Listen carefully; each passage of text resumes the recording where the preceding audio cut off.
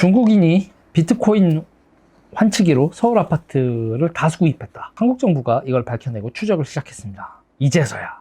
참네. 오늘 머니투데이가 중국 환치기 조직이 서울 아파트를 구매한 사실을 보도했습니다. 관세청과 국토교통부가 함께 밝혀낸 사실인데요. 자금 출처가 불분명한 외국인 500명을 추려서 조사한 결과 61명을 적발하고 37명을 추가 수사하고 있는 상황이다. 주택 구입자 중에서 자금 출처가 불투명한 500명을 국토교통부가 추렸고 그 다음에 관세청이 추적했습니다. 자, 여기서 포인트가 있는데, 관세청은 결국 수출입업을 하는 외국인을 대상으로 조사를 주로 하게 되죠. 공식 수출입업을 하지 않는 비공식적 수출입을 하는 사람들, 저 따이국 얘기하는 겁니다. 그 사람들에게 조사가 확대되면 더욱더 많은 건수가 나올 수 있다고 저는 봅니다. 그거는 빠져 있는 거죠. 공식 수출입업을 하는 사람들의 관세 포탈, 이런 게 지금 잡힌 거예요. 뭐 따이국 조직만 있을까요? 불법 토토 중국인들 지금 엄청 많이 끼어서 하고 있는데, 불법 토토를 이용하고 돈을 날리는 사람들은 있는데 그 범죄 조직은 잡지 못하고 있다. 그거 한번 검토해 보아야 되고 제가 누누이 강조하고 있죠. 자, 따이국 조직이나 불법 토토, 여기로 조사가 확대되면 이번에 발각된 액수가 880억 정도 규모거든요. 빙산의 일각이죠. 계속 얘기할게요. 일단 이번에 발각된 사람들 중에 비트코인 환치기 수법을 쓴 사람이 있습니다. 비트코인은 4인과 4인 간의 거래가 가능합니다. 지갑에서 지갑 이체할 때 수수료도 없어요. 근데 우리가 거래소를 왜 필요로 하느냐? 비트코인에서 지갑에서 지갑이 아니라 우리 현금을 지불하는데 그 사람이 누군 줄 알고, 그냥 거래소가 보증을 통해서 현금을 주고 비트코인을 거래하는 거죠. 현금과 비트코인 간 거래는 수수료를 내고 거래소를 이용하지만 전자지갑에서 전자지갑으로 이동은 국경도 타지도 않고 수수료도 없습니다. 중국에서 한국에 있는 조직원에게, 이게 조직원이 중요한 겁니다. 서로 아는 사람끼리 전자지갑을 가지고 있어서 보내주는 거니까요. 중국에서 한국에 있는 조직원에게 비트코인을 이체하고 그걸 한국에서 김치 프리미엄,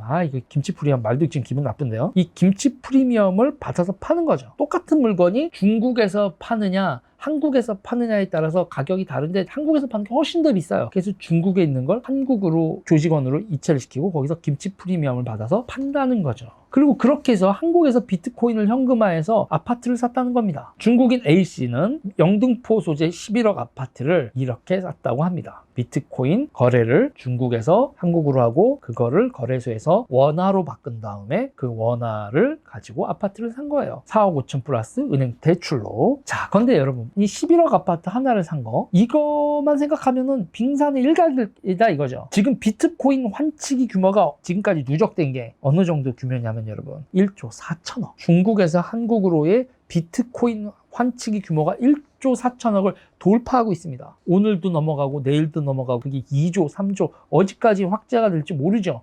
계속 방치하고 있으면 중국인들이 어마어마한 이득을 얻는 겁니다. 한국 비트코인 시장의 김치 프리미엄을 이용해 중국 환치기 조직이 이렇게 수익을 내는 거 언제까지 방치하고 있을까요? 우리나라 당국이요. 여기서 또 하나 포인트가 있어요. 우리나라에서 원화로 되어 있는 걸 해외 밀반출을 어떻게 할까요? 아파트를 샀잖아요. 그리고 아파트를 산 다음에 양도소득세가 안 낼 때까지 묵혀요. 그 다음에 아파트를 팔잖아요. 그리고 송금을 할 때 자금 출처를 넣으면 아파트 판 돈이에요. 자금 출처 소명이 되는 겁니다. 그러면 그 아파트는 어떻게 샀냐? 이것까지 물어보지 않아요. 그러면 돈 세탁돼서 나가는 겁니다, 여러분. 그러니까 아파트를 불법 자금을 조성한 다음에 아파트로 돈 세탁을 하고 출금이 된다. 이거를 허용할 만큼 허술하다. 기가 막힌 거죠. 저는 항상 의심하는 조직이 있습니다.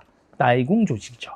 저는 이 따이궁 조직이 여행자 현금을 들고 가는 걸 통해서 자금 세탁을 하는 게 우리나라 수사기관하고 언론이 취재를 통해서 조금 의심을 한번 해보고 좀 밝혀내 주셨으면 좋겠어요. 11억을 주고 영등포에 아파트를 산 비트코인 환치기를 한 2분 넘어가고 전체적으로 규모를 보면 관세와 외국환 거래법을 위반해 서울 아파트를 구매한 외국인 절반 이상이 중국인입니다. 34명. 미국 국적이 19명인데 이 미국 국적 19명이 진짜 생 미국인들인지 미국 국적을 가지고 있는 어떤 계통 사람들인지 그건 아직 확인이 못되고 있어요. 자, 그리고 호주 2명, 기타 국가 6명입니다. 관세청하고 국토교통부가 이걸 밝혀냈잖아요. 500명을 추적해서 98명 정도를 이렇게 지금 하고 있는데, 관세청하고 국토교통부는 여러분 조사권과 수사권이 가지고 있는 조직이 아닙니다. 그래서 이들은 이걸 어디로 넘겨야 되냐면 검찰하고 금융감독원으로 넘겨야 됩니다. 근데 검찰에 넘기면요, 금융범죄 합수단이 없어요. 검찰이 이거를 수사할 능력을 문재인 정부는 부셔놨죠. 자, 금융감독원에 이걸 보낸다. 금융감독원 하면 여러분 생각나는 사람 누구 있습니까? 유재수 생각나시지 않나요? 이 정부의 검찰과 금융감독원이 이거에 대해서 수사 의지를 가지고 있었던 조직인가요? 아니죠. 결국은 돌고 돌아 다시 금융범죄 합수단 해체한 이 얘기를 했네요. 금융범죄 합수단을 해체한 이 정부의 의도를 의심하게 됩니다, 여러분. 출입국 관리 이상하죠. 특히 중국인 따이궁 조직원들의 출입국 관리에 대해 저는 항상 물음표를 찍고 있습니다. 이 영상을 통해 따이궁을 처음 접하신 분들에게 이 사진을 보여드릴게요. 우리나라 면세점에 아침부터 수천 명이 줄 서 있는 사진입니다. 이렇게 관광업을 해서 이렇게 면세점에 이렇게 보내줬다고 하면 송객 수수료라는 걸 지급을 하는데요. 이 송급 수수료가 1조가 넘습니다. 물건 할인받아서 사는 데다가 이 사람들 보내줬다고 여행사한테 면세점 사업자들은 송객 수수료를 1조 이상을 주고 있어요. 이렇게 수많은 사람들이 출입국을 빈번히 하면서 1만 달러 이상의 현금과 귀중품을 들고 움직입니다. 이들이 자신의 돈만 가지고 움직일까요? 아니면 돈 세탁을 위한 배달을 할까요? 갈수록 의혹이 커져만 갑니다. 저는 버닝썬 게이트에서 중국하고의 관계가 한번 잡혔다 이렇게 보고요. 그리고 지금도 계속 진행 중이다 이렇게 봅니다.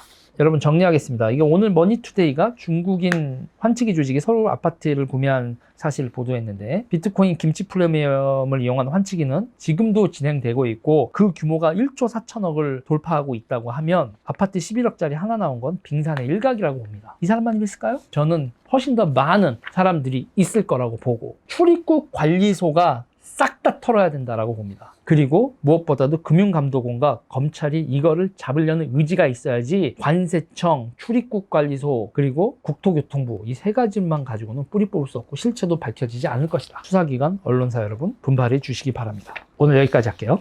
이상입니다.